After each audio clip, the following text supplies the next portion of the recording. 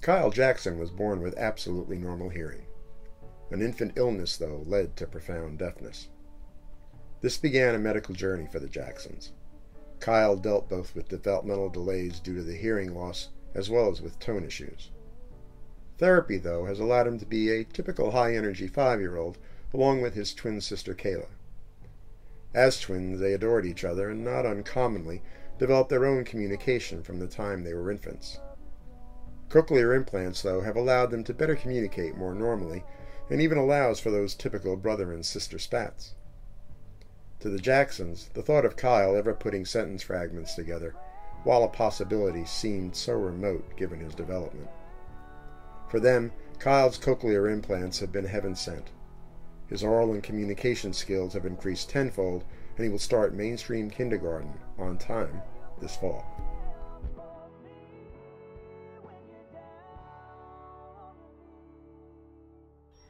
They were born at Baptist Hospital, and he stayed in the NICU unit for 10 days. Kyle was born with normal hearing. After he came home from the NICU unit, I noticed that something wasn't right.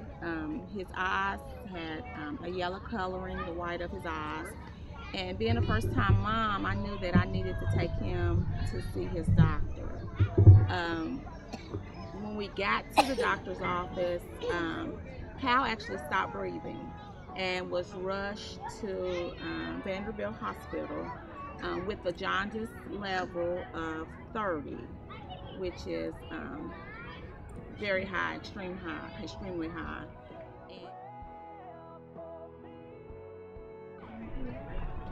And just during the journey, there was some highs and lows.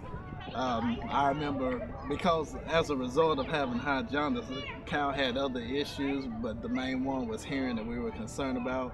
I remember the doctor using the word connectorus, and that was with some with some matter in his brain, and then also possibly being a cerebral palsy.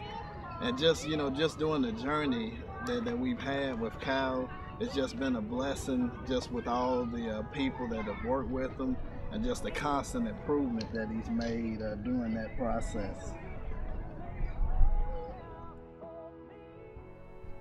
Jace's story is one of overcoming the odds. A normal pregnancy quickly turned when at 34 weeks there was no fetal movement, resulting in an emergency C-section. Jace had suffered a stroke in utero. He would be paralyzed on his right side, and the stroke would lead to cerebral palsy. And his new parents' minds raced to wonder what would happen next. Where and what are the roads to help? Tennessee's early intervention and infant parent services provided that help, and the Chapmans realized what a blessing Jace truly was.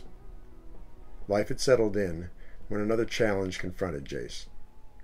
Repeated ear infections sent him to an ENT specialist, and in 2004 Jace was diagnosed with auditory neuropathy, where sounds to the brain are distorted.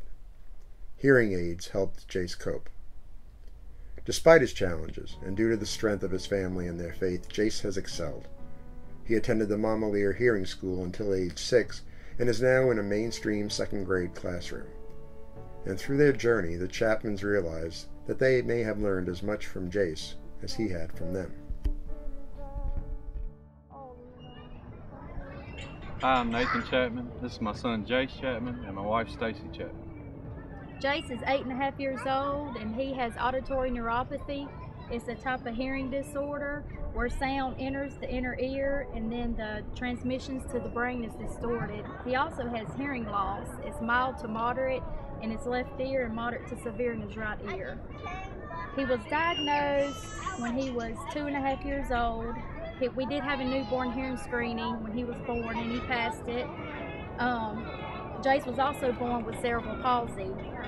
So we were very busy at the beginning with him, getting in the right services and even learning what cerebral palsy is and what happened. And then when he was 2, he had a lot of frequent ear infections. So we were back and forth to the doctor, and the pediatrician referred him to the ENT. The ENT then did a mandatory hearing screening, and that's when we found out that he had hearing loss. It took me a while to ever accept it. I heard it.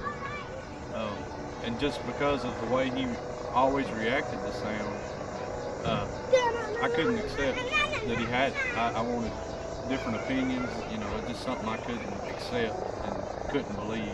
He was mad.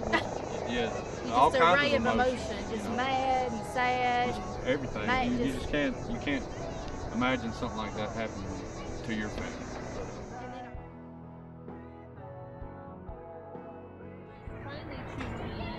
We are so excited to be a part of this organization, Songs for Sound. We think it's a great organization for families to just to get to know one another and to know what's out there, whether your choice is having a cochlear implant. Jace was never qualified. He's always been successful with his hearing aids, but there'd be no doubt that he would have an implant if he qualified. You know, if his hearing got worse or anything, we would do whatever we have to do.